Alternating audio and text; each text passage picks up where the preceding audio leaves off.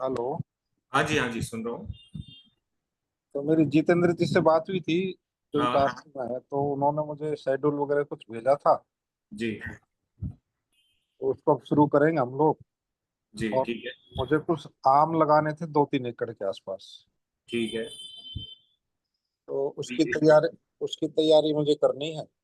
जी ठीक है। तो ये आम की प्लानिंग को लेकर भी जीतन जी से आपकी चर्चा हुई होगी। हाँ, उन्होंने मुझे आम का और अनार का जो शेड्यूल है वो भेजा था। हाँ पर अभी तो क्योंकि वहाँ बारिश हो रही है, जी। तो इसलिए कुछ जुताई वगैरह कुछ संभव नहीं है वहाँ अभी। तो देखिए, लगभग प्लांटेशन से पहले हमें 14 से 15 दिन की प्रोसेस चाहिए रहती है। टोटल सारी चीजें प्रिपेयर करने में 14 से 15 दिन का समय लग जाता है, जीतन जी ने आपको बताया होगा। जी जी। तो ये सारी चीजें आपको 14 15, एक तो सबसे पहले तो जो भी चीजें जितिन जी ने सजेस्ट की हैं उनको पहुंचने में ही आपके पास में कम से कम 5 से 6 दिन का समय लगेगा। हाँ, ज्यादा ही लग जाता है हाँ क्योंकि मैंने और मैंने वो गोवर्धन खाद मंगवाया था, 10 दिन हो गए, अभी तक पहुंचा नहीं है। जी, और उसके बाद हमें 14 से 15 दिन का समय चाहिए सारी चीजों को प्रिपेयर करने के लिए। जी जी। तो आप ये तैयारी अभी से कीजिए। फिर प्लांटेशन जब आप करेंगे, जब बारिश रुक जाएगी उस समय प्लांटेशन कराएंगे। हाँ, अक्टूबर में विचार है प्लांटेशन करने का, क्योंकि तभी मिट्टी सूख पाएगी। हाँ जी। अच्छा, ये बताओ कि पहले मिट्टी का टेस्ट करवाना जरूरी है क्या? जी हाँ, बिल्कुल। सॉइल टेस्ट कराने के लिए हमें माइक्रो न्यूट्रिएंट के बारे में पूरी जानकारी होना चाहिए। कितने प्रकार की आपकी जमीन में फंगल डिजीज है उसके बारे में जानकारी होना अनिवार्य है। और सबसे बड़ी बात, पीएच और कार्बन के बारे में हमें सॉइल टेस्ट से ही पता चलता है। तो वो कैसे, वहां से कोई टेस्टिंग मशीन होती है या वहां से आपके लेबोरेटरी कहीं भेजनी पड़ेगी मिट्टी? नहीं नहीं नहीं, टेस्टिंग मशीन नहीं होती है। आपने एक 3x3 का जहां भी आप प्लांटेशन करना चाहते हैं या जहां भी खेती की शुरुआत करना चाहते हैं वहीं 3x3 का गड्ढा करना होता है और उसकी 3 लेयर की मिट्टी अलग अलग पैकेट में पैक करके और हमारे पास भेजना होता है। तो इसके लिए आपको करना कुछ नहीं है, सिर्फ मिट्टी निकालनी है खेत की और पैक करके अपने घर पर ही रखना है। हमारा कुरियर बॉय आएगा और घर से ही पिकअप कर लेगा। अच्छा। और वो ठीक। एक्चुअल में ये उड़ीसा में, ये तो वहीं से ले जाएगा आपका कुरियर वाला? हाँ, वहीं से ले लेंगे वो। तो मतलब जैसे शुरू की 1 फुट की मिट्टी एक बैग में रखी, दूसरे 2 से 3 दूसरे फुट। मैं बता दे रहा हूँ आपका शुरू का जो 6 इंच की मिट्टी है, सबसे पहला वो सैंपल लेना है 500 ग्राम का। जी। एक वाइट सिल्वर कलर की पैकिंग आएगी उसमें, उसको पैक करना है। और फिर नीचे मिडिल की लेना है 1.5 फीट की मिट्टी। और फिर सबसे बॉटम की लेना है 500 500 ग्राम, तीनों मिट्टियां कलेक्ट करके आपको एक बॉक्स में पैक करके रखना है। और जैसे ही आप रजिस्ट्रेशन करेंगे उसके बाद में वहां से हमारा कुरियर बॉय आपके घर से ही पिकअप कर लेगा। अच्छा, ये 3 इंच बाय 3 इंच में से लेना, जैसे 3 इंच की, फिर 3 इंच की, फिर 3 इंच। नहीं, सबसे पहले 6 इंच की लेना है, अच्छा। फिर 1.5 फीट की लेना है और फिर बॉटम की लेना है। अच्छा, 3x3 का एक गड्ढा होगा ना। 3 फीट बाय 3 फीट का? जी हाँ। अच्छा। उसके लिए जीतन जी ने आपको वीडियो भेजा होगा, नहीं भेजा होगा तो मैं भेज दूंगा आपको। चलो, ठीक है। ठीक है। उसमें सैंपलिंग किस तरीके से कलेक्ट करनी है और किस तरीके से पैकिंग करनी है उसका पूरा प्रोसेस दिया हुआ है। तो ये पन्नी, जो प्लास्टिक की पन्नी आती है सील वाली, उनमें करने होती है या कोई अलग से पन्नियां होती है कुछ, जैसे? 1 मिनट रुकिए, मैं आपको बता देता हूँ, 1 मिनट रुकिए।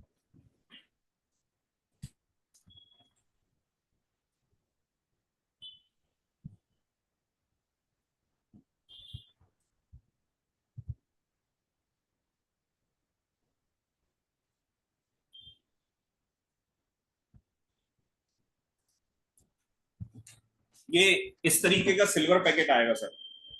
आ, देख पा अंदर रहे से हैं? अंदर से भी सिल्वर का होता है ये? हाँ, अंदर से भी सिल्वर का होता है। इस ठीक तरीके है, का सिल्वर पैकेट आएगा, ये 500 ग्राम में भी मिल जाता है। तो इसके 3 पैकेट आपको पैक करने हैं 500 ग्राम के। ठीक है, ठीक है। ठीक हाँ, है। ये तो मार्केट में मिल जाएंगे, जहाँ पत्तल तोड़ने मिलते हैं वहां मिल जाते हैं। जी जी। तो अभी अनार भी क्या है ना कि हमारे अनार लगभग 2 वर्ष हो गए लगाए हुए। हाँ तो क्या था कि वहाँ मैं तो रहता नहीं हूँ, मैं तो दिल्ली में रहता हूँ। ठीक है। तो वहां किसी कोई और देख रहा था तो उसने कुछ केयर की नहीं, तो वो अभी ऐसी पेड़ है जैसे मानो कि 6 महीने के पेड़ भी नहीं है, जी। और उनकी कोई केयर हुई नहीं। तो अब जितेंद्र जी ने शेड्यूल भेजा, अब वो मैंने मंगवाया है, वो धीरे धीरे आएगा, जैसे जैसे आएगा फिर उसको हम लोग शुरू करेंगे। हाँ, तो फिर देखते हैं कैसे रहता है। ये लगभग कितने प्लांट होंगे? करीब करीब 700 पेड़ हैं अनार के। अनार के, और अंजीर के? अंजीर के लगभग 3,000 3,500 पेड़ है। 3 से 3,500। मतलब हमने 3,500 लगाए थे, कुछ जल जल गए होंगे तो 3,000 तो मर भी गए होंगे, तो 3,000 तो होंगे ही। ठीक है, और इनको लगाए हुए कितना टाइम हो गया? जैसे अनार के 700 पेड़ लगाए हैं, तो इनको कितना समय हो गया? लगभग 2 साल। 2 साल हो गए। अभी एक भी बार आपने फ्रूटिंग नहीं ली है? नहीं, कभी फूल भी नहीं आया उसको ना। वो आने में। 2.5 साल का समय लगता है उसमें। उसके बाद ही फूल और फल आने चालू होते हैं। हाँ, परंतु उसका उसका जो ओरा बनता है ना, जो वो भी नहीं बना कुछ, बस एक दो टहनी आया, ऐसे हल्के हल्के पेड़ ही है। उसकी तो कटिंग भी की हमने इस साल पर। तो बैरम जी, आपने जितेंद्र जी को इसकी फोटो भेजी थी अनार की? हाँ, फोटो भेजी थी मैंने उनको। अच्छा, उन्होंने क्या सजेस्ट किया था आपको? उन्होंने कहा था भी वो नाइट्रोजन जिंक नाइट्रोजन वगैरह का है कि ये स्प्रे करवाओ, ये डालो अभी। हम्म। तो वो अभी मैंने ऑर्डर किया है, तो वो पहुंचेगा तो फिर वो करवाऊंगा उसको मैं। ठीक है। फिर उन्होंने कहा कि वो डालना है, क्या नाम है, गोवर्धन खाद और कंपोस्ट वगैरह मिला करके। हाँ, प्रति प्लांट का उन्होंने डोज बताया होगा। हाँ। जी। क्या है, गोवर्धन खनिज खाद में टोटल माइक्रो न्यूट्रिएंट है। जी जी। और इसको डालने के बाद में हम जड़ों में जो फंगस वगैरह रहती है उसका ट्रीटमेंट स्टार्ट करते हैं।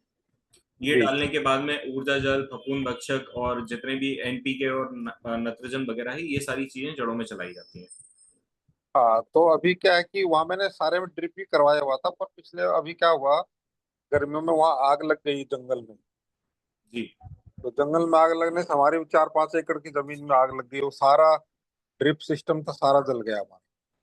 ओके। अब वो ड्रिप इरिगेशन दोबारा से मुझे करना पड़ेगा। ठीक है। तो अभी मैंने ड्रिप का ऑर्डर भी किया है, तो 5 से 10 दिन में देखते हैं, वो पहुंच के फिर उसका वो भी शुरू करवाएंगे। अच्छा, ये अंजीर के पौधे कितने साल के हो गए सर? ये 1 साल के हुए, ये पिछले अप्रैल में लगाए थे हम लोगों ने। सर 1 अप्रैल का प्लांटेशन है। हाँ, मतलब अप्रैल, हाँ, 20 मार्च के आसपास शुरू किया था और अप्रैल 15 तक चला था। जी। हाँ। ठीक है, इस बारे में मेरी जितेंद्र जी से बात भी हुई थी। जितेंद्र जी का प्लान बन रहा है उड़ीसा आने का। हाँ, वो मेरी बात हुई थी, तो मैंने कहा था कि जब मैं उधर से चलूंगा दिल्ली की तरफ से, तो मैं आपसे बात करूंगा, फिर साथ ही चल पड़ेंगे हम रास्ते में होते हुए। जी। क्या है, दिल्ली में मुलाकात करने से काम नहीं चलेगा सर। नहीं हमें नहीं, सबसे मैं बड़ी बात यह है कि फार्म विजिट का मतलब ही यही होता है कि पहले खेत पर पहुंचकर खेत की स्थिति को देखा जाए। हाँ नहीं, मैंने उनकी ये कहा था कि मैं जब दिल्ली से उड़ीसा जाऊंगा, हाँ। तो फिर मैं आपसे बात कर लूंगा, तो हम और आप मिल लेंगे रास्ते में, फिर वहां से आगे चल लेंगे। आपका जब भी दिल्ली से उड़ीसा जाने का प्लान बने, जी जैसे मान लीजिए 2 दिन बाद, 4 दिन बाद, जब भी आपका प्लान बनता है, आप एक बार डिस्कस कर लीजिए, तो उसी टाइम की हम लोग भी यहाँ से टिकट करा लेंगे उड़ीसा आने की। जी जी। ठीक है ना? हाँ। तो जैसे ही तो आप पहुंचेंगे एक्चुअल उसके क्या है, 1 दिन बाद हम लोग पहुंच जाएंगे। एक्चुअल क्या है कि मैं प्रॉपर फार्मर नहीं हूँ। ओके। मैं टीचिंग में हूँ, मैं दिल्ली यूनिवर्सिटी हंसराज कॉलेज में टीचर हूँ। हाँ। पर मेरा क्या है कि मेरी थोड़ी रुचि है इसके अंदर कि इस तरह का काम हो। जी। तो तब हमने वहां पर कुछ मेरे साला रहता था वहां, वो उसके ब्याह पर मैंने वहां जमीन खरीद ली थी। जी। पर वो वहां से अपनी सेल करके आ गया और मेरी जमीन वहीं रह गई। ठीक है। तो अब ये है कि इधर से ही मैं थोड़ा बहुत अब मैंने शुरू किया है, पहले उसी की ब्याह पर सब छोड़ रखा था।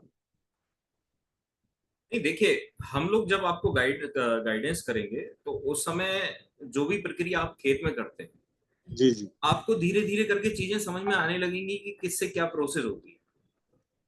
हाँ, वहाँ जो मैंने एक फैमिली छोड़ रखी है, वो लड़का जानता है, तो वो समझदार है, वो कर लेता है सब काम इधर से फोन पे जी। सजेस्ट करने से ही। बस आपको केवल इतना ध्यान रखना है कि जब भी आप ये प्रक्रिया शुरू करें, जी तो उस समय केवल जो भी आपके फॉर्म पे लेबर काम कर रही है, जो मैनेजर है, उससे आप बराबर कांटेक्ट में रहें और उसने वो काम किया है कि नहीं इसके बारे में बस जानकारी लेते रहें। हाँ ठीक है, नहीं तो कई बार क्या होता है कि जो खेत के मालिक होते हैं वो बाहर जॉब कर रहे हैं और फिर मैनेजर और लेबर फिर अपने हिसाब से काम करना चालू कर देती है। हाँ, नहीं वो तो नहीं, वो मैंने तो यहाँ से वहाँ कैमरा लगाया हुआ है सोलर वाला, जी। तो वो सारा कवर कर लेता, तो उस तरह की वो मैंने व्यवस्था थोड़ी की हुई है ताकि मैं इधर से नजर रख सकूं जो कुछ हो रहा है वहां पर। जी जी जी ठीक है। हाँ, पर ये क्योंकि अभी 2 महीने से हम लोगों ने शुरू किया था, तभी मैंने पीछे जब मैं उड़ीसा में था, जब भी जितेंद्र जी से बात हुई थी मेरी फोन पर, जी तो फिर उन्होंने कुछ सुझाव दिए, तो तब हमने वो ऑर्डर किए हैं कुछ।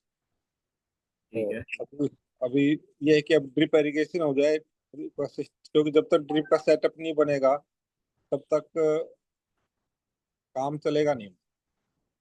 आप मेरा नंबर लिखिए और क्या क्या सामग्री भेजी हुई है एक बार मुझे भी फॉरवर्ड कर दीजिए ताकि मुझे भी अवेयरनेस रहे, क्योंकि कभी किसान संवाद में जितेंद्र जी जुड़ते हैं, कभी मैं जुड़ता हूँ। जी जी। तो ऐसा कभी आपको क्वेश्चन रहेगा तो मैं भी आपको आंसर कर दिया करूंगा।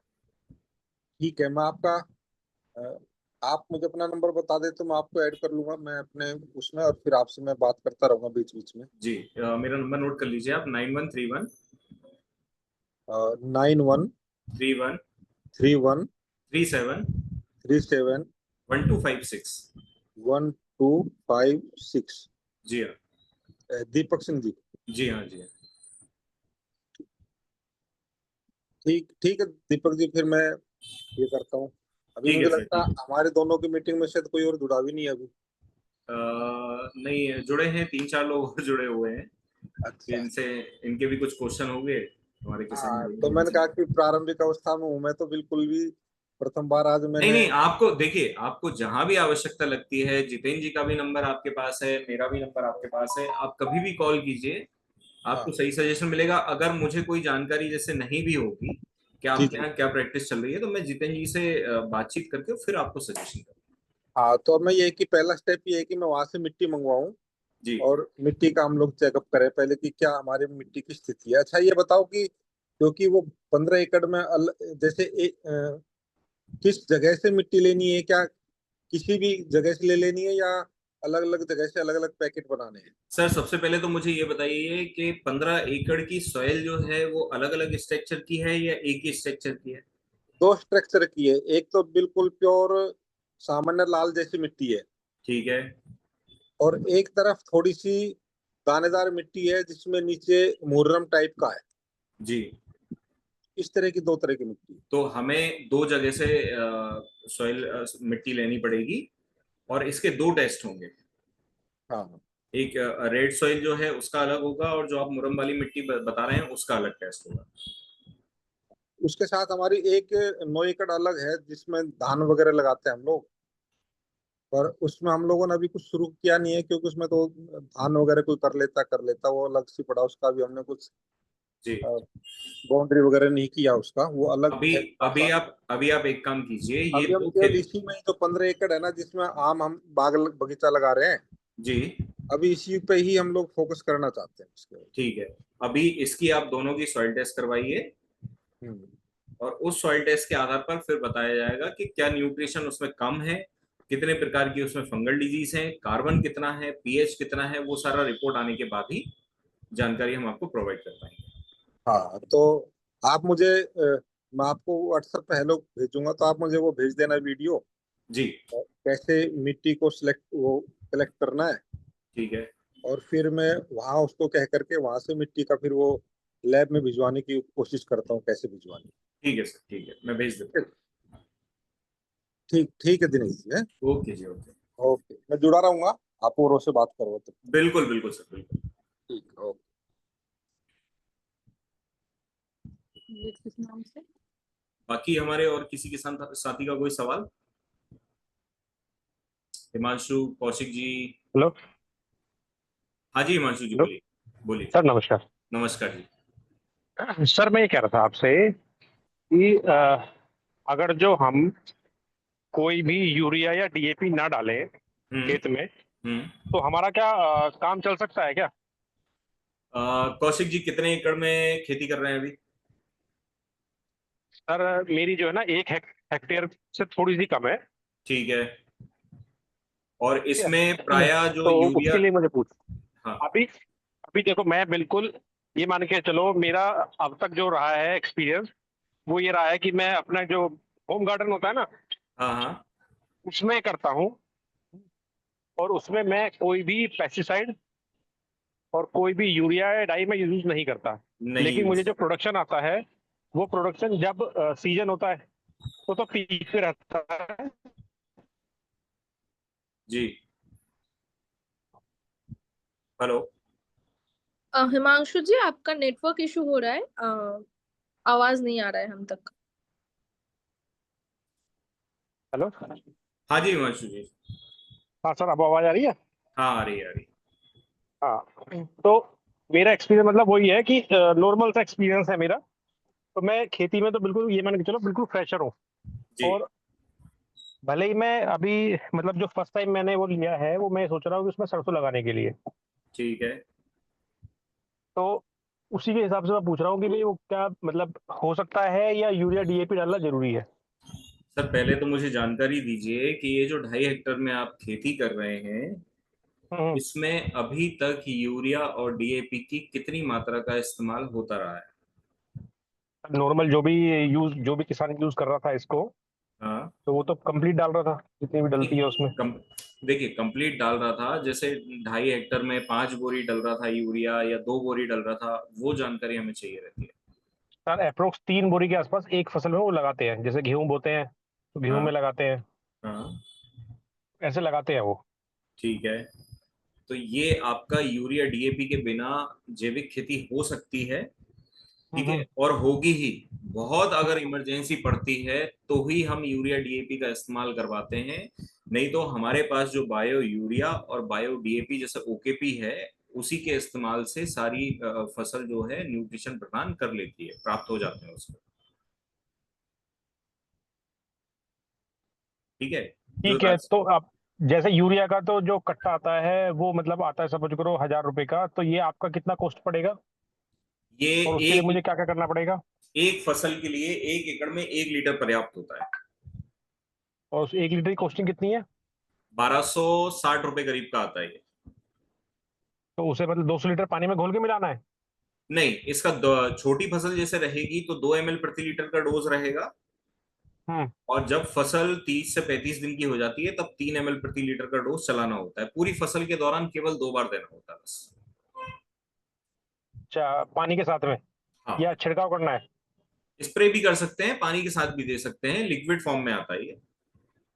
अच्छा अच्छा, मतलब पानी के साथ घोल के उसका या तो जी। छिड़काव कर दो या वो कर दो। देखिए, आप कोई भी खेती की शुरुआत कर रहे हैं, सबसे पहले खेती में बेसल डोज डालिएगा। हम्म। बेसल डोज में गोवर्धन खनिज खाद है, जिसको माइक्रो न्यूट्रिएंट से पूरी तरीके से तैयार किया गया है। इसके बाद हम इसमें 1 किलो ह्यूमिक एसिड डलवाते हैं, सुरपाल, जिसमें ह्यूमस और पोटेशियम की मात्रा होती है। नहीं, तो जो आप बेसल डोज बता रहे हो हाँ। वो कितने का आता है? बेसल डोज लगभग आप 1 एकड़ का मान लीजिए 3,000 के समथिंग हो जाएगा। अच्छा जी। सर, मैं आपको पहले अपनी प्लानिंग बताता हूँ। जी ठीक है, बताइए। मेरी ये प्लानिंग है, उसमें अभी ज्वार लगी हुई है खेत में। हाँ हाँ। ठीक, तो मैं ये सोच रहा हूँ कि उस ज्वार को कटवा के ठीक है। उसमें 5 ट्रॉली गोबर खाद, जो सड़ी हुई हम्म गोबर खाद है वो, और हम्म 5 ट्रॉली आपका अप्रोक्स जो ये आती है ना हैन मुर्गी का जो खाद होता है हम्म। वो डलवा देता मुर्गी हूँ 10। मुर्गी का खाद मत डलवाइएगा। उसका क्या रीजन है सर? मुर्गी का खाद मत डलवाइएगा। हमारी पद्धति में, हमारी जैविक पद्धति में मुर्गी का खाद नेगेटिव होता है। नेगेटिव इसलिए होता है क्योंकि जो देसी मुर्गी होती है, अगर उसका खाद मिलता है तो वो तो आपका पॉजिटिव रहेगा, लेकिन जो फार्मी मुर्गी का आप खाद डलवाएंगे, उनको इंजेक्शन देके बड़ा किया जाता है, तो वो वैसे ही केमिकल से बड़ी हुई है। आप उनका खाद डलवाएंगे तो वो आपके लिए प्रॉफिटेबल कैसे रहेगा? और अगर अच्छा। गोबर और अगर गोबर खाद का भी आप इस्तेमाल कर रहे हैं, जैसे 5 ट्रॉली अगर डलवाना चाहते हैं आप अपने खेत में, तो पहले उसको अच्छी तरीके से फॉर्मेट कीजिए। फर्मेंटेशन में लगभग 30 दिन का समय लगता है। नहीं वो तो सर गोबर खाद तो बिल्कुल वो है, मतलब 2 साल पुराना है। आप पका हुआ गोबर लेके आ रहे हैं सर। हाँ जो हमारे किसान भाई साइड में घूरा लगा देते हैं और धूप बारिश पड़ती रहती है, वो वाला गोबर लेके आ रहे हैं। हाँ जी, हाँ जी, हाँ जी। उसमें भी फंगस वायरस की समस्या होती है। अच्छा। आपको उसको भी प्रॉपर तरीके से फर्मेट करके उसके बाद खेत में डलवाइए, नहीं तो फसल में फंगस वायरस की समस्या ज्यादा आएगी। अच्छा जी। ये प्रथम चरण की प्रोसेस है। उसको जैसे आप 5 ट्रॉली बुलवा रहे हैं, 5 ट्रॉली गोबर को, जैसे हमारा खेत में बेड तैयार होता है, उस बेड के आकार में पूरे गोबर को फैला लीजिए। और सबसे पहले पानी पानी का छिड़काव कीजिए। इसके बाद गुड़ के पानी का छिड़काव कीजिए, गौमूत्र का छिड़काव कीजिए, छाछ का छिड़काव कीजिए। और जीवाणु अगर स्टेबल करना है तो जीवाणु जल का भी इसमें छिड़काव होगा लगभग 20 दिन तक। जीवाणु जल क्या है ये? ये जीवाणु जल है, जीवाणु कैप्सूल कल्चर किट आती है जिसमें सभी प्रकार के जीवाणु होते हैं। लगभग करीब 12 प्रकार के इसमें कैप्सूल आते हैं और जामुन की बोतल आती है। हम्म। ठीक है। तो इसको फर्मेंटेशन करने के बाद में हम खेत में भी डलवाते हैं और जो गोबर फर्मेट होता है उसमें भी डलवाते हैं। हम्म। इसमें 12 प्रकार के कैप्सूल में मैं आपको बता देता हूं कि राइजो कैप्सूल होता है, उसके जीवाणु होते हैं। एनपीके के होते हैं, जिंक के हम्म। जीवाणु होते हैं, सल्फर के होते हैं। ठीक है। डीकम्पोजर होता है, इसके बाद फफूंद भक्षक भी होता है, जीवाणु भक्षक कैप्सूल भी होता है, फास्फो फसल धन भी होता है, पोटास फसल धन भी होता है, एजेटो नत्रजन भी होता है, गन्ना फसल धन और एजो स्पीरियम। ये 12 हम्म। प्रकार के टोटल कैप्सूल आते हैं। ये कैप्सूल मतलब मुझे जो ढेर लगाना है वो फिर तो ढेर को फैलाने में टाइम लगेगा फिर तो? नहीं, 30 दिन का समय लगता है। आप फसल कब लगाने वाले हैं? सर मेरे पास जो है सरसों लगेगी आपका सितंबर अक्टूबर, अक्टूबर के 10 या 12 तारीख के आसपास। बहुत समय है अपने पास, अभी 1 महीने का टाइम है पूरा। नहीं आप समझे नहीं मेरी बात को। हाँ। अभी मैंने सपोज करो एक जगह उसका ढेर लगवा दिया। ठीक है। हम्म। तो उसको मुझे एक ही दिन में छिड़काव करना है या अलग अलग दिन में छिड़काव करना है? अलग अलग दिन में छिड़काव करना है सर। जैसे आज आपने पानी का छिड़काव कर दिया, इसके 2 दिन बाद आपने गुड़ के पानी का छिड़काव कर दिया, फिर गौमूत्र का छिड़काव कर दिया 2 दिन बाद, 2 दिन बाद आपने छाछ का कर दिया, 2 दिन बाद आपने जीवाणु जल का कर दिया। क्या? इस तरीके से 20 दिन के अंदर आपको 2 बार हर चीज का छिड़काव करना है। मतलब गोबर में नमी बना के रखनी है और फिर 10 दिन के लिए उसको छोड़ दीजिए। अच्छा। ठीक है। तो जो और ये आप किट बता रहे हो 12 टाइप की, तो ये कितने की आएगी किट? ये लगभग आपके घर पहुंचकर 2835 रुपए की आती है। हम्म। ठीक है। लेकिन ये किट केवल एक ही बार लेनी होती है, इससे आप 40 से 50 हजार लीटर तक जीवाणु जल तैयार कर सकते हो। ये बार बार फर्मेंटेशन होता जाता है इसका। ये अलग अलग ड्रम में डालना है या एक ही ड्रम में डालना है? एक ही ड्रम में डलेगी सर। अच्छा, सारे कैप्सूल एक ही ड्रम में डालेंगे, उसको मल्टीप्लाई करते रहो गुड़ के साथ हाँ। में। इसमें प्रोसेस मैं आपको बता देता हूँ। जीवाणु जल बनाने की प्रोसेस ऐसी होती है कि हमने एक टीन की या स्टील की गंजी लेनी होती है, उसमें 11 लीटर पानी लेना होता है। और इस 11 लीटर पानी में 100 ग्राम गुड़ डाल करके उसको अच्छे से उबालना होता है, हम्म। ताकि ये 10 लीटर बचे। हम्म। ठीक है। जब ये पानी 10 लीटर बचता है तो हम इसे ठंडा होने के लिए रख देते हैं। हम्म। इसको पूरी तरीके से ठंडा होने के बाद में सभी प्रकार के कैप्सूल एक एक करके पानी के अंदर डाल देते हैं और साथ में इसके 250 ml की जामुन की बोतल आती है, वो भी डाल देते हैं जीवाणुओं की संख्या बढ़ाने के लिए। हम्म। ठीक है। फिर एक सूती कपड़े से बांध करके इसको 7 दिन के लिए छोड़ना होता हम्म। है। ये आपका 7 दिन में तैयार हो जाएगा। अब हम्म। जब आप गोबर में इसको डालेंगे तो आप डायरेक्ट मदर कल्चर भी डाल सकते हैं और इसको कन्वर्ट करके जीवाणु जल में कन्वर्ट करके जीवाणु जल भी डाल सकते हैं। अच्छा। ठीक है। अगर आपको 2 लीटर से 200 लीटर में कन्वर्ट करना है तो आपको जीवाणु जल तैयार करना पड़ेगा, नहीं तो हम्म। आप 2 ही लीटर मदर कल्चर का छिड़काव कर सकते हैं। 1 लीटर आप कर दो, 1 लीटर 10 दिन बाद। हाँ। ठीक है। वैसे वो 200 लीटर वाली प्रोसेस ज्यादा सही रहेगी कि 200 हम्म। लीटर में जीवाणु जल को फर्मेट कीजिए, फिर उसके बाद डालिए, तो उसमें जीवाणु की संख्या अच्छी बढ़ जाती है। तो मैं ऐसा नहीं कर सकता कि उसको जो है मतलब पूरे उस आगे एरिया में और उसके ऊपर फिर कर दूं, या उससे नहीं बेनिफिट नहीं मिलेगा? नहीं नहीं सर। क्योंकि सर मेरी डबल डबल मेहनत हो जाएगी ना, पहले तो उसको एक जगह ढेर लगवाऊं, है ना, इस तरह और फिर उसको फिर। देखिए, अभी की प्रोसेस जो मैं बताऊं आपको भूमि उपचार की, कि अभी हम जमीन में जितना भी केमिकल इस्तेमाल हुआ है उसके फंगस और वायरस को खत्म करने की प्रोसेस कर रहे हैं। अगर आप ये गोबर बिना फर्मेट किया हुआ गोबर डाल देंगे तो वो फंगस वायरस और संख्या में बढ़ जाएगा, तो उसको ठीक करने के लिए हमें एक लंबा समय चाहिए रहेगा। अगर आप ओवर फर्मेट करके डालेंगे तो हमें उस पर थोड़ी सी कम मेहनत करनी पड़ेगी। ठीक है। ठीक है, ये 20 से 30 दिन की मेहनत थोड़ी सी आपको लग रही होगी, लेकिन जब आप ये फर्मेट किया हुआ गोबर जब आप अपने खेत में डालेंगे ना, फसल पे एक अलग ही रिजल्ट आपको देखने को मिलेगा। अभी आप विश्वास नहीं करेंगे कौशिक जी, मैं बहुत सारे किसानों को यही समझाता हूं कि खेत में कच्चा गोबर बिल्कुल मत डालिए।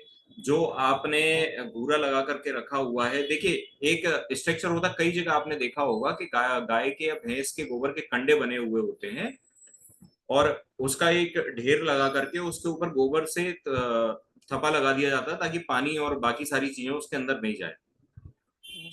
तो यही भूरे वाले गोबर के साथ होता है कि जब पहली बारिश या धूप पड़ती है तो ऊपर का गोबर सूख जाता है। ठीक है, अब बारिश गिरे चाहे धूप गिरे वो अंदर तक पानी बैठ ही नहीं पाता। तो ऊपर ऊपर का तो गोबर सूख गया है, लेकिन जो फंगस वायरस है वो अंदर के गोबर की खत्म नहीं होती है। उसी फंगस और वायरस को खत्म करने के लिए ये सारी प्रोसेस की जाती है। तो उसे काटना ही पड़ेगा फिर? काटना नहीं पड़ेगा, एक मोटा बांस का डंडा लीजिए, बीच बीच में जगह जगह होल कर दीजिए उसके। ठीक है, और उन्हीं होलों में ये सारी चीजें डालनी है आपको। आपको स्प्रे वगैरह कुछ नहीं करना, उन्हीं होलों में डालिए, वो जगह जगह पहुंच जाएगी। मतलब 10 लीटर 5 लीटर ऐसे करके डाल दूं, है? हाँ हाँ। ठीक है। उसके बाद फिर क्या करना है सर? इसके बाद जब आपकी ये 5 ट्राली गोबर खाद तैयार हो जाए तो इसमें 1 कुंटल गोवर्धन खाद मिलाइएगा अब साथ मुझे में। एक चीज इसमें एक चीज और बताइए सर, हाँ, कि मतलब एक उसमें मतलब 5 काफी रहेंगी या 10 करनी है? क्योंकि अभी तक तो मैं 5 ये सोच रहा था, 5 वो सोच रहा था। तो 10 करवा दो इसको, या मतलब कम ही रहने दो? नहीं 1 हेक्टर के लिए पर्याप्त है सर 5 ट्राली। काफी है? हाँ काफी है। आप इस फसल में 5 ट्राली डलवाइए और अगली फसल में फिर 5 ट्राली डलवा दीजिए। 5 आप, और 5 उसके बाद क्या करना है? अभी जो आप सरसों की फसल लगाने वाले हैं उसमें 5 ट्राली गोबर डलवाइए, और इसके बाद जो अगली फसल लेंगे उसमें फिर एक बार 5 ट्राली गोबर डलवा लीजिए। ठीक है सर, ठीक है। है ना? हाँ जी। इस तरीके नहीं से तो उसमें कीजिए। कैसे डलेगा फिर, जब नहीं, एक ही बार डाला सर, बीच में कैसे डलेगा? नहीं नहीं, बीच में नहीं डालने की बात कर रहा हूं मैं। ये फसल निकलने के बाद, सरसों की फसल निकलने के बाद अगली जो भी फसल आप लेंगे। ठीक है, समझ गया।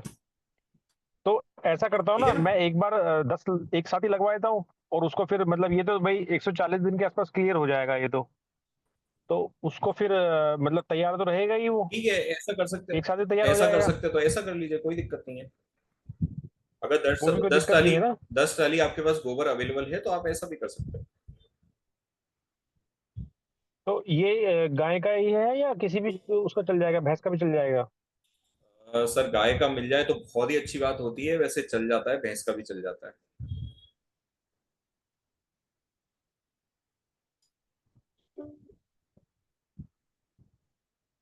ठीक है सर, ठीक है। ठीक है ना? हेलो। हम वैसे सजेस्ट गाय का ही करते हैं कि अगर गाय का गोबर अवेलेबल हो जाए तो आप गाय का ही डालिए, और अगर सर नहीं होता है हमारे तो यहाँ फिर मिल तो जाता है, लेकिन मिक्स रहता है। मिक्सी देते हैं सर, आप कहीं से भी परचेस करेंगे मिक्सी देंगे वो। हाँ, क्योंकि एक्चुअल में बिल्कुल प्योर तो मतलब बहुत ही ज्यादा मुश्किल है, वो तो नहीं बहुत नहीं, ज्यादा सर्च करने पे ही कुछ हो सकता है। होता ही नहीं है, क्योंकि जहां 10 भैंसे पाली जा रही हैं उसके साथ में 4-5 गाय सामने वाला पाल लेता है, इकट्ठी गाय आपको किसी के पास भी नहीं मिलेगी। हाँ हाँ।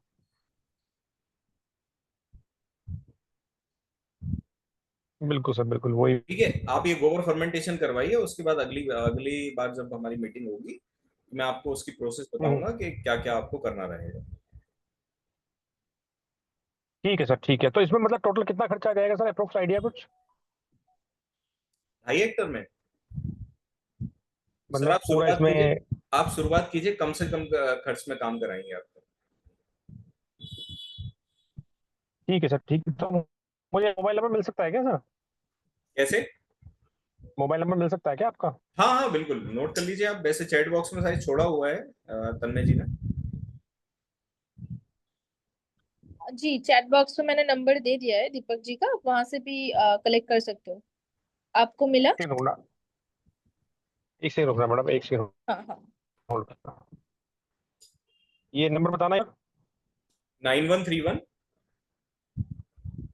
9131 37 7। 1256।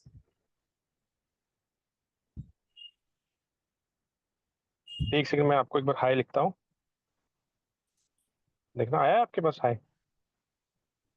जी आ गया। ठीक है सर, ठीक है। आपका नंबर मेरे पास सेव है हिमांशु जी। हाँ हाँ सर, मुझे भी अभी पता चला है कि आपका नंबर सेव है मेरे पास। ठीक जी जी। हाँ, ठीक। ठीक है सर, ठीक है, ओके जी, thank you. Deepak ji, hello. हाँ जी बोलिए। सर आप कहाँ से बिलोंग करते हैं? मैं मध्य प्रदेश, देखिए बिलोंग तो मैं उत्तर प्रदेश से करता हूँ, बाकी अभी करंट मेरा जो रेसिडेंस है वो मध्य प्रदेश भोपाल में है। अच्छा, यूपी में किस जगह से है सर आप? यूपी में इटावा के पास पड़ता है अजीतमल बकेवर। अच्छा सर, जभी। एक्चुअल में मैं भी गाजियाबाद से ही हूँ। जी सुना हो तो आपने, जी। दिल्ली एनसीआर के पास में। ठीक है। तो यहाँ तो जो ना मतलब लेबर की बड़ी वो है प्रॉब्लम। अच्छा जी। तो मैं ये सोच रहा था कि कोई आपका ऐसा बंदा है जो मतलब इन चीज़ों में एक्सपर्ट हो और वो थोड़ी गाइडेंस दे सके यहाँ इस गाजियाबाद क्षेत्र में। लेबर के बारे में? नहीं, लेबर के बारे में नहीं, मतलब काम के बारे में कि भाई हाँ इनसे सलाह ले लें। बिल्कुल, मैं तो वो आपके मतलब। आसपास के क्षेत्र, वहां से हरियाणा की बॉर्डर नजदीकी लगती है, वहां के मैं कुछ किसानों का नंबर आपको प्रोवाइड कराऊंगा। तो आप अगर जा सकते हैं तो फार्म विजिट कर आइएगा। गाजियाबाद में कोई नहीं है आपका? जी। गाजियाबाद के अंदर कोई नहीं है? नहीं नहीं नहीं सर, सब क्या है सर, दूर दूर रहते हैं ना, जो हमारा गांव है वहां पे चल रही है खेती, लेकिन वहां पे भी छोटा वाला बहुत कम ध्यान देता है। हम्म। चलो ठीक है सर, ठीक है। मैं ओके एक बार आपसे बात करता हूँ 1 to 1। ठीक ठीक है। ठीक है सर, ठीक है, ओके। विवेकानंद जी का कुछ सवाल था शायद। विवेकानंद। हाँ जी। हाँ हाँ सर। जी बोलिए सर। मैं कर्नाटक से हूँ। जी। मैं अभी 4 साल से मैं वो बैक्टीरियल कल्चर सब यूज कर रहा हूँ सर का। तो 1 साल के बाद वो जो ये रहता है ना मदर कल्चर, वो खराब हो जाता है, तो बैक्टीरियल कल्चर डेवलप नहीं होता है, तो उसके लिए दूसरा खरीदना पड़ता है। इसकी जो वैल्यू होती है वो 7 से 8 महीने की रहती है सर। हाँ। और इसके लिए इसको भी ठीक रखने के लिए कुछ प्रोसेस करनी होती है। जैसे मान लीजिए आपने मदर कल्चर बना लिया है, तो हर 10 से 12 दिन में आपको थोड़ा सा पानी और गुड़ डाल करके वही गर्म करके ठंडा करने के बाद में इसमें ऐड करना होता है।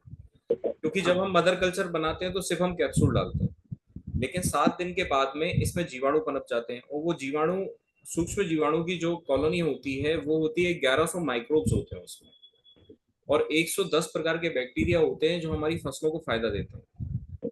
अब अगर इनको समय पर भोजन नहीं मिलेगा तो ये मर जाएंगे और इनमें कीड़े पड़ जाएंगे। तो ये आप जैसे जैसे प्रोसेस करते रहेंगे, हर 10 से 12 15 दिन में एक बार थोड़ा सा पानी गर्म करके इसमें डालते रहिएगा तो ये ठीक बना रहेगा। Okay okay sir. तो हमारा इधर प्रॉब्लम क्या होता है, तो बारिश ज़्यादा होता है, तो 3 महीने 4 महीने तो हम यूज ही नहीं करते हैं। तो जी इसके लिए ठीक है, थैंक यू। ठीक है, ये प्रोसेस करते रहिए, कोई दिक्कत नहीं आएगी, चल जाएगा वो। मतलब कल्चर 7 से 8 महीने की लंबी उम्र रहती है उसकी। राइट। और इसको आप बार बार फर्मेंटेशन भी कर सकते हैं। जैसे मान लीजिए यूज कर लिया है तो वापस उतना ही गर्म पानी डाल करके गुड़ डाल करके गर्म कीजिए, ठंडा कीजिए, इसमें ऐड कर दीजिए। हाँ सर, वो तो मैं कर रहा हूँ। मैंने अभी एक बार किए तो 3000 का एक बना के तो जी, खेत में छोड़ देता था। ठीक है। ठीक है, थैंक यू। ठीक है।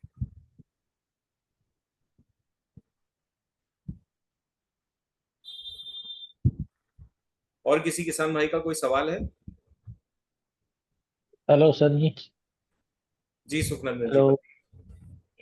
ये मेरे खेत में मैं रोपा लगाया हूँ सर, तो जमीन कड़ा हो गया है एकदम। तो क्या करना जमीन है उसके लिए? कड़क हो गई है? हाँ, कड़क हो, सूख सूख गया था। उसके हाँ, बाद पानी डाले, उसके बाद फिर वो नरम नहीं हुआ अभी तक से। तो इसमें ऊर्जा जल वगैरह चलाया हुआ है आपने? हाँ हाँ, ऊर्जा जल डला है, गोवर्धन खनिज खाद डला है, ठीक है। अड़ू जल ऊर्जा डाला हूँ। कितने एकड़ में लगाया हुआ है ये आपने? ये करीब 1.5 एकड़ में है। 1.5 एकड़ में। ऊर्जा जल कितना चलाया आपने इसमें? दो बार चलाया हूँ, एक शुरू में चलाया था हम्म। और लगाते समय, और चलाया हूँ रोपा लगाते समय। ठीक है, इसके साथ में पीएच न्यूट्रल आप चाहें तो नोट कर सकते हैं। हाँ जी। पीएच न्यूट्रल और फिजिकल कार्बन। अच्छा।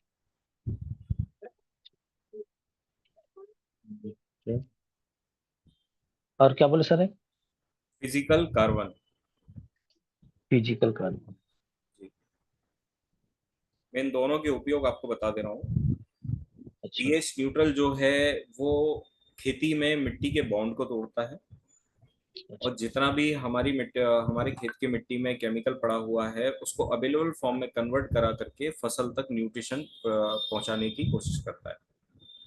ठीक है, साथ ही जो फिजिकल कार्बन हम इस्तेमाल करवा रहे हैं, जाहिर सी बात है अभी जितने भी खेत हैं उनका कार्बन आप 0.30 से लेकर के 0.50 तक रहेगा। इससे ज्यादा कार्बन आपको किसी भी खेत में नहीं मिलेगा। तो ये हमने एक फसल को प्रदान करने के लिए ये फिजिकल कार्बन की व्यवस्था की हुई है कि जैसे आपने कोई फसल लगाई हुई है उसमें आप ये फिजिकल कार्बन डालिए तो वो उस फसल तक आपके कार्बन की पूर्ति करेगा। और इसका परमानेंट सोल्यूशन भी मैं आपको बता देता हूँ सुखनंदन जी, कि अगर आप अपने खेत में कार्बन बढ़ाना चाहते हैं तो एक बायो फर्टिलाइजर बैग आता है जिसमें गाय का गोबर, गौमूत्र और इसके बाद गाय के दूध से बनी हुई छाछ, इसके बाद में आप पका फल भी ऐड कर सकते हैं, हरा चारा भी उसमें डाल सकते हैं। ठीक है, ये सभी ऐड करके इसमें 45 दिन की प्रोसेस लगती है इसको टोटल डिकम्पोज होने में। डिकम्पोज होने के बाद अच्छा। में आप डेली इसकी 100 लीटर सैलरी निकाल करके या तो कहीं इकट्ठी कर लीजिए, या अगर डेली चला सकते हैं तो खेत में चला दीजिए। तो जितनी भी कार्बन की स्टेबिलिटी आपके खेत में कम हुई है वो 1 साल के अंदर अंदर वो पूरी हो जाएगी। अच्छा। ठीक है, तो अभी आप जो ठीक। समस्या बता रहे हैं उसके लिए बस ये दो ही काम कीजिए, पीएच न्यूट्रल और फिजिकल कार्बन चला दीजिए। ये लिक्विड फॉर्म में आएगा कि? लिक्विड फॉर्म में आएगा सर। अच्छा, कैसे डालना है सर इसको? 200 लीटर पानी में मिला करके 1 लीटर पीएच न्यूट्रल और 1 लीटर फिजिकल कार्बन, अच्छा। दोनों को आप खेत में छोड़ सकते हैं। अच्छा, ड्रिप एरिगेशन लगा हुआ है या फिर फ्लड एरिगेशन है? नहीं नहीं नहीं, फ्लैट है सर। फ्लड है ना? हाँ सर। हाँ, तो जहां से भी आप पानी छोड़ते हैं वहां पे एक नल वाला टैंक लीजिएगा 200 लीटर का, और बिल्कुल धीमी मात्रा में जहां से पानी छोड़ रहे हैं वहीं पर आप खोल करके रख दीजिए, वो धीरे धीरे करके पूरे खेत में जाता जाएगा। ये स्प्रे भी करा सकते हैं क्या इसमें? नहीं सर, स्प्रे से स्प्रे। उतना स्प्रे से उतना इफेक्ट नहीं आएगा, अच्छा। है ना? ये हाँ। ऊर्जा जल हो गया, पीएच न्यूट्रल हो गया, इसके बाद फिजिकल कार्बन हो गया, एनपीके हो गया, फफूंद भक्षक, नैनो नत्रजन, ये जितना जमीन में जाएगा उतना ही फसल को अच्छा न्यूट्रिशन प्रदान होगा।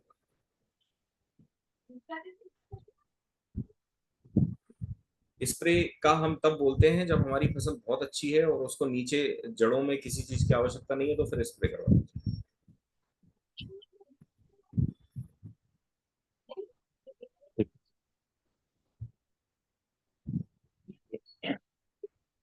ये एक लीटर की ये में आता है कि ज्यादा आता है, कैसे टाइप का आता है ये? जैसे पीएच न्यूट्रल है और फिजिकल कार्बन है।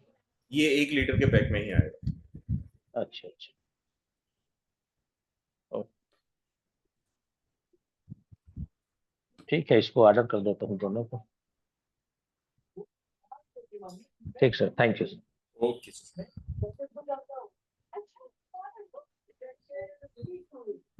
और किसी किसान भाई का कोई सवाल?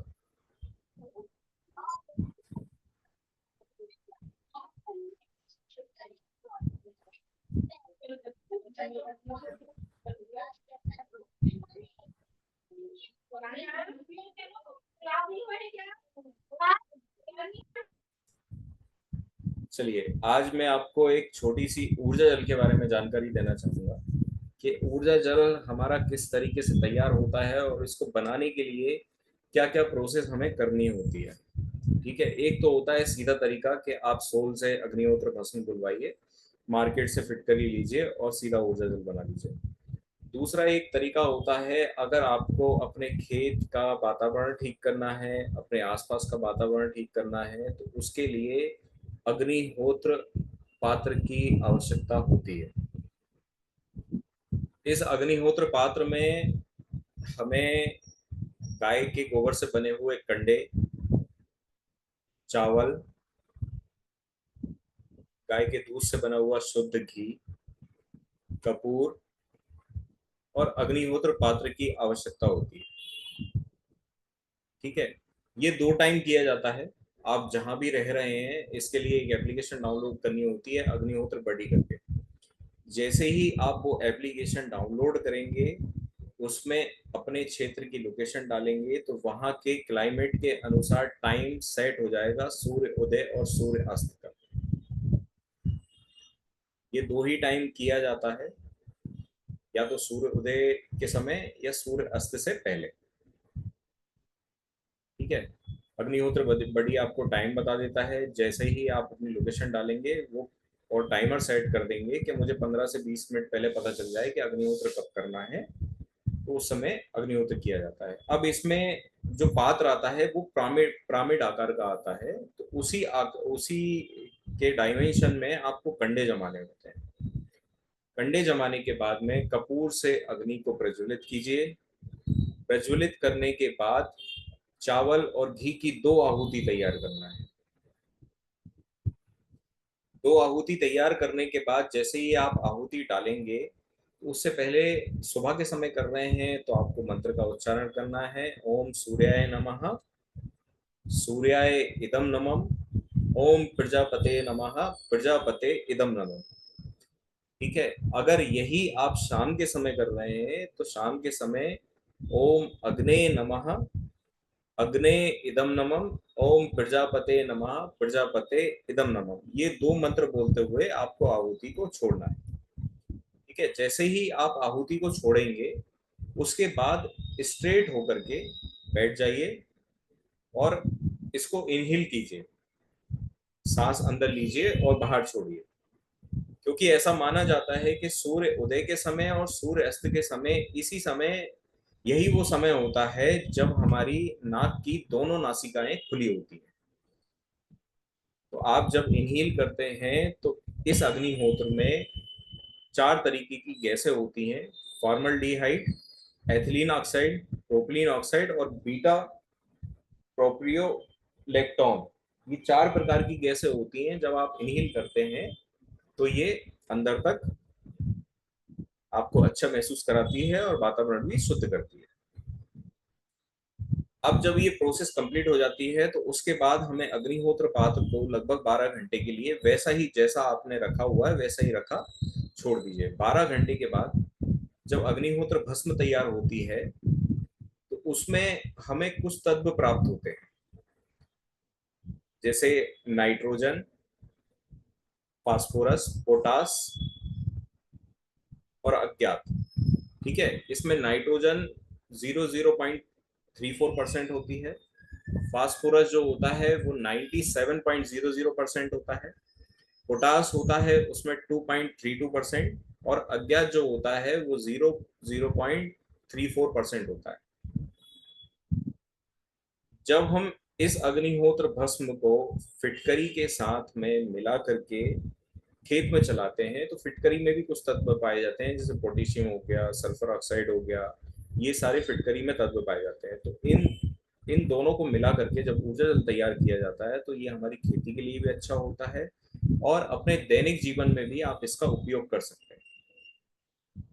जैसे अगर किसी को अपच की समस्या है, गैस की समस्या है, या और भी इंटेस्टाइन में जितनी भी समस्याएं होती हैं, वो अगर समस्याएं हैं तो करना क्या है कि एक गिलास कांच के गिलास में पानी लीजिए, उसमें आधा चम्मच अग्निहोत्र भस्म लीजिए और एक फिटकरी का टुकड़ा लेना है सिर्फ छोटा सा, उसको 3 बार महामृत्युंजय मंत्र का जाप करते हुए घुमाइए। जैसे ही वो जाप कंप्लीट हो जाता है तो उस टुकड़े को बाहर निकाल के रख दीजिए, आधा घंटा वो पानी रखा रहने दीजिए और उस पानी को आप ग्रहण करिए। आपकी ये 15 दिन में ये गैस वगैरह की सारी समस्याएं ये हल हो जाएंगी। अच्छा, किसान भाइयों के मन में एक सवाल और आता है कि अग्निहोत्र करने के लिए हमें गाय के कंडे और गाय का ही घी क्यों चाहिए रहता है। तो मैं आपको बता दूं कि गाय में, जैसा कि हमारे ग्रंथों में भी लिखा हुआ है और कई महान गुरु भी ये कहते हैं कि गाय में पंच तत्व विलीन होते हैं, ठीक है। और गाय के गोबर और गाय के घी में आप सल्फर, नाइट्रोजन, इसके बाद पोटेशियम, ये सारी थोड़ी थोड़ी मात्राएं जो हैं उसमें गाय के गोबर और गाय के घी दोनों में होती हैं। तो इसलिए गाय का सजेशन दिया जाता है कि अगर आप खेती में गोबर का इस्तेमाल कर रहे हो या दैनिक जीवन में कोई चीज इस्तेमाल कर रहे हो तो भैंस की जगह गाय का इस्तेमाल कीजिए। Okay okay. ठीक है। ठीक है। और कोई सवाल हो अग्निहोत्र को लेकर के तो आप पूछ सकते हैं। सर जैविक खाद कैसे बनाना? जैविक खाद, हाँ। मंडोई जी, अभी मैंने बताया था, फिर से मैं आपको बता देता हूँ कि वही तरीका है। सर मैं बाद में गोबर देंगे को सर। इकट्ठा कीजिए, जी जी। ठीक है। गोबर को सही तरीके से फर्मेंटेशन करना होता है। जी फर्मेंटेशन के लिए आप 30 दिन से लेके 45 दिन का समय ले सकते हैं, जी ठीक है। जी इसमें करना क्या होता है कि एक बेड के आकार में, जी। आपने बहुत सारे मंडोई जी वीडियो देखे होंगे, हाँ देखे हैं हाँ, ज्यादातर। जहां जहां गोबर की खाद बनती है तो वो एक बेड के आकार में फैला नहीं लेते गोबर को, हाँ वो तो बिछा देते हैं ना। ठीक है, बिछा देते हैं गोबर को। उसमें बांस का एक मोटा डंडा लेके बीच बीच में छेद करना होता है, जी जी। ठीक है। ये छेद करने के बाद में सबसे पहले जो इसमें चलाया जाता है वो पानी होता है। हाँ 2 से 3 दिन बाद फिर इसमें ऊर्जा जल चलाना होता है, जी। ठीक है। ऊर्जा जल चलाने के बाद में इसमें जो मैंने आपको जीवाणु कैप्सूल कल्चर किट के बारे में बताया उसको फर्मेट करके जीवाणु स्टेबल कीजिए। हम्म अब जब आपने जीवाणु डाल दिए हैं तो गोबर में जीवाणु को भोजन भी लगेगा। हम्म। इसके लिए आप गुड़ का पानी चलाइए, गुड़ का पानी। हाँ। गौमूत्र चलाइए, और सबसे हाँ, लास्ट जो होता है वो होता है छाछ। छाछ। जी, ये 20 से तो 25 जैसे दिन, हाँ जी, अच्छा। ये जी 20 से जी 25 दिन, हाँ, ये 20 से 25 दिन इसमें कुछ ना कुछ चलाते रहना है, इसमें नमी बनाए रखना है। अच्छा। अगर आपने प्रॉपर तरीके से इसमें नमी बनाए रखी तो आप कुछ दिनों बाद देखेंगे कि इसमें केंचुए भी पनपते हैं, हाँ आ जाता है कितने। ठीक है ना। हम्म ये आपकी पूरी फर्मेंटेशन की प्रोसेस हो गई। अब इसको 10 से 15 दिन के लिए आपको ढाक करके छोड़ना है। ढाकने का जी। मतलब ये है कि आप चाहें तो गीला बोरा करके ढाक दीजिए, हाँ और नहीं तो अगर सूखे पत्ते अगर मिल जाएं आपको, जैसे पलाश के पत्ते हैं, सागौन के पलास के पत्ते। हाँ, पलास नहीं, सागौन के नहीं, पलास के पत्ते हो गए, आम के पत्ते हो गए, अमरूद के पत्ते हो गए, जिनसे हाँ हाँ। कार्बन बढ़ सके थोड़ा सा गोबर में, अच्छा अच्छा। ऐसे पत्तों का इस्तेमाल करना है। और हरा चारा भी डाल सकते हैं जो कि डिकम्पोज हो जाएगा बाद में। अच्छा नीम के पत्ते भी डाल सकते हैं पहले? नीम के पत्ते से खाद कड़वी नहीं हो जाएगी। नहीं इसमें क्या है, इसमें कड़वी तो अच्छी रहेगी अभी क्या? अभी हम क्या कर रहे हैं, इसमें जीवाणु पनपा रहे हैं, जी जी। ठीक है। अगर नीम के पत्ते डालेंगे तो जीवाणु का स्वाद खराब हो जाएगा, तो वो जीवाणु खेत में कैसे काम करेंगे, हाँ होना हाँ। है ना। तो नीम के पत्ते नहीं डालना है इसमें। जी इसमें आप हरा चारा डालिए, अमरूद के पत्ते डालिए, आम के पत्ते डालिए, और भी जो जामुन आमुन जो भी पत्ते हो, सूखे पत्ते हो, वो डाल दीजिए। और नहीं हो तो जो धान वगैरह की जो गेहूं की प्यार वगैरह तैयार होती है ना, उससे ढक करके रख तो दीजिए। प्यार, हाँ ठीक है। ये आप हाँ 15 दिन में देखेंगे कि ये गोबर में ही डिकम्पोज हो गई है, और इसको अच्छी तरीके से मिक्स करके उसके बाद आप खेत में डालिए। जी जी सर। ठीक है। डालने जी से पहले इसमें फफूंद भक्षक पाउडर मिला लेना है, हम्म। ताकि खेत की फंगस खत्म कर सकें, और ह्यूमस बढ़ाने के लिए खेत का ह्यूमिक एसिड डाल लेना है। अच्छा, होमेज बनाने के लिए होमन सर। जी हाँ, सुरपाल सुरपाल आता है ह्यूमिक एसिड, तो वो आप अच्छा इसमें मिला करके और फिर खेत में डलवा दीजिए। जी सर। ठीक है, ये आपकी गोबर गोबर खाद बन के तैयार हो गई। जी ना, जैसे सर इसमें लिक्विड वाला कैसे बनवाना? लिक्विड वाला क्या? जैसे स्प्रे वाला? गोबर खाद? नहीं, एक जैसे लिक्विड वाला भी बनता है ना, एक जैसे बायो वाला, हम्म। जो स्प्रे उसके करने वाला पंप वाला। उसके लिए क्या करना है, 200 लीटर पानी लेना है, हाँ जी सर। 5 किलो इसमें गोबर डालना है। जी। ठीक है। और ताजा गोबर डालना है कि सर जैसे कंडे लेना है? गाय का गोबर डालिए। अच्छा, गोबर ही। ताजा गोबर मिल जाए, ताजा गोबर डालिए। जी जी। ठीक है, गाय का गोबर डालना है, और इसके बाद में आधा लीटर गौमूत्र ऐड करना है इसमें। आधा लीटर, हाँ। जी। साथ में इसमें 300 ग्राम भस्म रसायन डालिएगा। जी 300 ग्राम इसमें सुरपाल डालिएगा। जी और जड़ों की अच्छी ग्रोथ के लिए 250 ग्राम नैनो राजा ऐड कीजिए। जी ठीक है। 1 किलो गुड़ डाल के 4 से 5 दिन इसको फर्मेंट होने दें। जी जी जी। फर्मेंटेशन के बाद में आप इसे डायरेक्टली छान करके स्प्रे में इस्तेमाल कर सकते हैं। जी sir. Okay sir.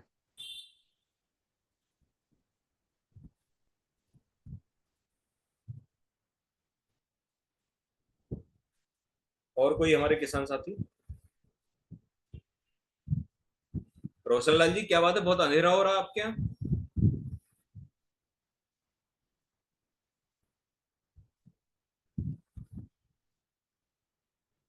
Mute of कीजिए, आवाज नहीं आ रही आपकी।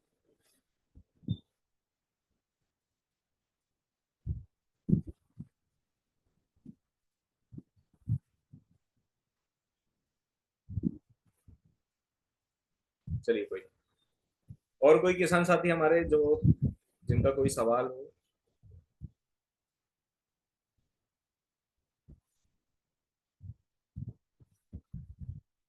महेंद्र जी, आपने हाथ रेस किया हुआ है, कुछ पूछना चाहते हैं? महेंद्र गोड़ जी।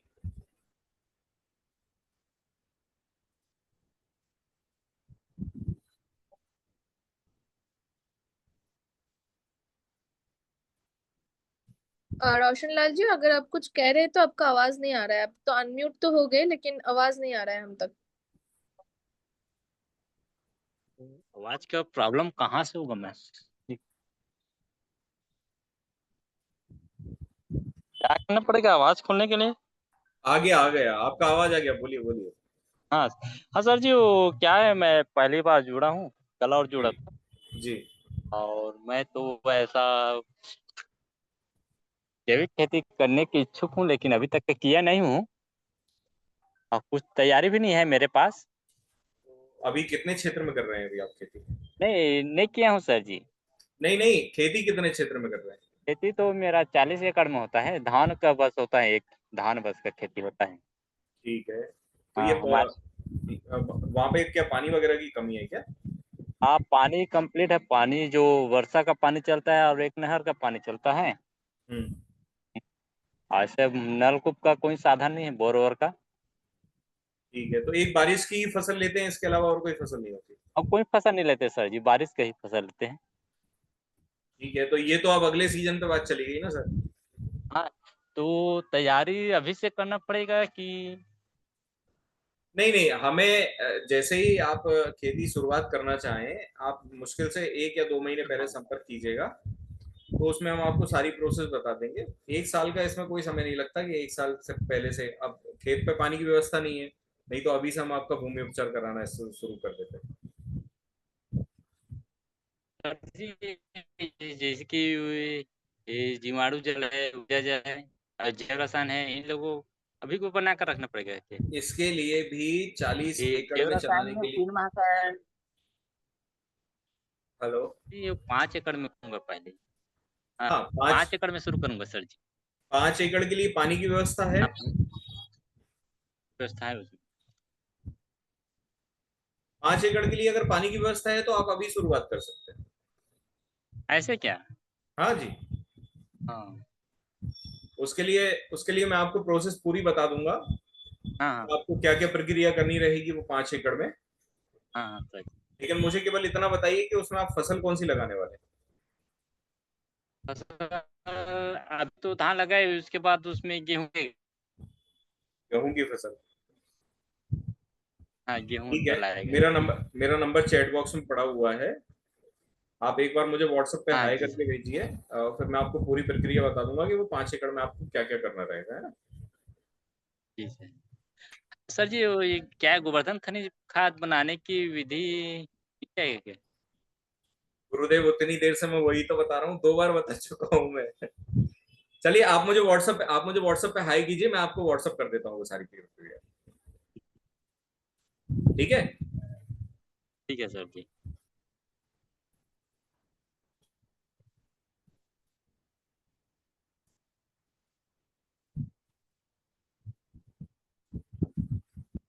और किसी किसान भाई का कोई सवाल। सर मैं महेंद्र घुड़की, नमस्कार। जी महेंद्र जी बताइए। सर मैंने अभी मक्का की फसल लगाई है और इसके बाद गेहूं लगवाना है। ठीक है। तो मतलब जैसे उसमें क्या थोड़ा हम तो अभी तक यूरिया यूज कर रहे हैं, हम्म। पर क्या उत्पादन उतना होता नहीं है उतना यूरिया वगैरह, तो क्या गोवर्धन खाद वगैरह डाल सकते हैं क्या? अभी मक्की की फसल में या फिर अभी गेहूं मतलब 1 महीने बाद, एक एक से महीने 1.5 महीने। बाद हाँ डाल सकते हैं। उसमें हम्म। देखिए गेहूं की फसल आप लगाएंगे, कितने एकड़ में खेती करते हैं रोटी जी। 12। 12 एकड़ में। देखिए जी प्रति एकड़ के हिसाब से 1 कुंटल उसमें गोवर्धन खनिज खाद डलेगी। जी जी। जिसमें फर्स्ट बेसल डोज जो है वो 50 किलो गोवर्धन खाद में तैयार होता है। इसके साथ में हम सुरपाल, नैनो जी। महिराजा और फफूंद भक्षक। हम्म। देखिए सुरपाल जो है उसमें यूमिक एसिड और पोटेशियम की मात्रा होती है। जी नैनो महिराजा में माइकोराजा है, ये जड़ों की ग्रोथ के लिए होता है। और प्रथम चरण की फंगस को रोकने के लिए फफूंद भक्षक पाउडर को ऐड करवाया जाता है। जी जी। 50 किलो गोवर्धन खाद के साथ 1 किलो सुरपाल, 250 ग्राम नैनो महिराजा और 500 ग्राम फफूंद भक्षक पाउडर। जी जी। इतना 1 एकड़ के लिए पर्याप्त रहेगा। जी जी। ठीक है। ये खेत बनने के बाद डालना है, जैसे नहीं जो नहीं, जुताई की खेत उसके बाद? खेत की जुताई करते हैं उससे पहले आपको इसमें डालना है। फिर जो भी आप कल्टीवेटर रोटर जो भी चलाते हैं आप खेत में, हम्म। उससे इसको मिट्टी में मिक्स कर देना। जी जी। मैं आपको व्हाट्सएप पे मेरा हाय डालूंगा तो उसमें विधि बता देना सर। और जी मैं आपसे कभी कांटेक्ट कर सकता हूँ ना? बिल्कुल बिल्कुल, कभी भी कॉल कीजिए, कोई दिक्कत नहीं। वैसे मैं बैतूल से हूँ, आपका ना मैंने सुना अभी भोपाल से हो आप, जी भोपाल हाँ में। जी हाँ। मैं बैतूल से ही हूँ सर। महेंद्र जी आप बैतूल तो फिर नजदीकी हो गया, जब भी आप बोलेंगे तब हम आ जाएंगे आपके खेत पर। जी जी सर, हाँ सर। है ना जी। ठीक है सर, तो 12 एकड़ कॉल पे बात 12 एकड़ होती की, है। जो 12 एकड़ की आप खेती करने वाले हैं वो 12 एकड़ हम्म। की हम खेत पर ही आकर आपकी तैयारी करवा देंगे सारी। और सर मैं ये बोल रहा था, मेरे को मतलब टोटल उसमें अभी क्या है, थोड़ा वो नहीं कर सकता मैं टोटल, मेरे को 2 एकड़ में टोटल जैविक करना है गेहूं की खेती। ठीक है। तो उसकी भी प्रोसेस बताना आपने। हाँ 2 एकड़, देखिए शुरुआत कीजिए आप 1 एकड़ से करें, 2 एकड़ से करें या 12 एकड़ हम्म। से करें। बस बस सर। हमारा मकसद है शुरुआत करके आप केवल रिजल्ट देखिए कि कैसा क्या रिजल्ट आ रहा है जैविक खेती में, रासायनिक जैसा आ रहा है, रासायनिक से अच्छा आ रहा है, तो वो आपको चीजें समझ में आ जाएगी। वही सर। फिर अगली बार जब आप इस एकड़ बढ़ाना चाहें तो बढ़ाइए, और नहीं बढ़ाना चाहें तो आप उतने में ही करते रहिए। ठीक है ना सर, ठीक है, वही हाँ जी। वही सर। मैं आपको ओके इसके सर। व्हाट्सएप पे हाई लिख के भेजिएगा तो मैं पूरी प्रोसेस आपको भेज दूंगा। जी जी सर, मैं आप कभी बात कर लूंगा आपसे फिर। जी। और और ये जो यदि हमारा बैतूल किसान सब, वगैरह इधर, जैसे बैतूल वगैरह सर इधर आना हो, या फिर मैं आपको पर्सनल इनवाइट करूंगा सर, तो फिर आइए, है ना? आप जब भी बुलाएंगे तब आ जाएंगे। जब भी आप जी जी। शुरुआत करें गेहूं की फसल की तो आप एक बार हमें बताइए, क्योंकि इसमें जो फंगस से रिलेटेड है, जीवाणु जल वगैरह रहेगा तो वो हम आपके खेत पर ही आकर आपको कंप्लीट करा देंगे पूरा। हाँ, और सर मैं बोला था, जैसे आपके पास जो जैविक वाला जो बीज रहता है गेहूं का, वो उसका बीज उत्पादन मतलब मिल जाता है क्या, जो सरबती वगैरह आता है वो? देखिए, बीज आप कोई सा भी ले लीजिए महेश जी, जी जी और बीज को जो उपचारित है वो जैविक तरीके से करिए। जी जी सर, क्योंकि जो 1 जैसे एकड़ में चालू करेंगे ना अपन, उसमें पूरी प्रोसेस, 2 एकड़ में जो पूरी प्रोसेस जैविक की चालू करना है सब मुझे। जैसे हमने रासायनिक बीज को उपचारित करते हुए देखा है, कोई पिंक कलर का कोई पाउडर वगैरह मिलाते हैं उसमें, हाँ हाँ सर, हाँ सर। तो वो ना मिला करके हम सुरपाल, नैनो महिराजा और फफूंदनाशक पाउडर से उसको उपचारित करेंगे। जी सर। ठीक है, और उपचारित करने के बाद फसल में लगाएंगे। जी जी सर। ठीक है, उसकी भी मैं आपको पूरी प्रोसेस बाय फोन समझा दूंगा जब भी आप लगाएंगे। जी सर। अभी केवल काम इतना कीजिएगा आप कि जैसे ही मक्का कटता है जी तो सबसे पहले ऊर्जा जल बना करके खेत में छिड़काव करिए और जीवाणु जल की तैयारी कर लीजिए, क्योंकि जीवाणु जी जल जी को बनने में कम से कम 14 दिन का समय लगता है, तो हमें पहले पानी के साथ में ये सारी प्रक्रियाएं करनी रहेंगी। जी जी सर, मैं वही बोल रहा हूँ, वो आप मतलब मैं हाई डाल रहा हूँ तो वो पीडीएफ दे देना सर आपने, ये जो ठीक भी वीडियो सर। ठीक है, ठीक थैंक यू सर। है, ओके।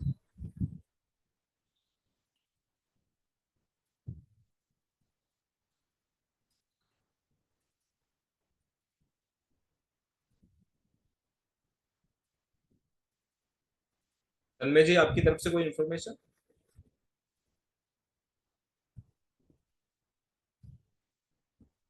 हेलो।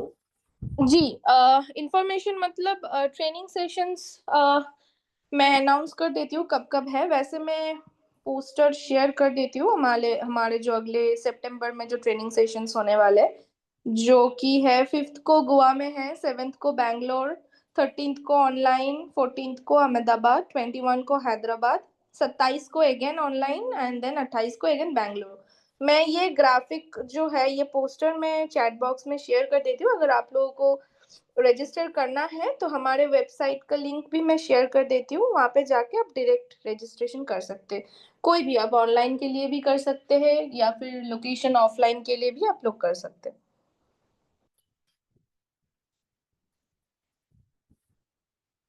ठीक है, और किसी किसान भाई का और सवाल तो नहीं है?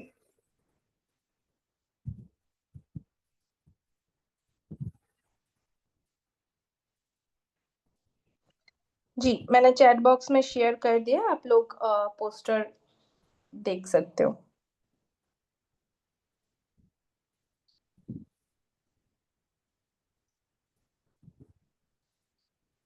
जी, अगर किसी का कोई और सवाल है तो आप लोग पूछ सकते हैं, नहीं तो फिर हम आज के लिए सेशन क्लोज कर सकते हैं। फिर से हमारा किसान संवाद मंडे को होगा।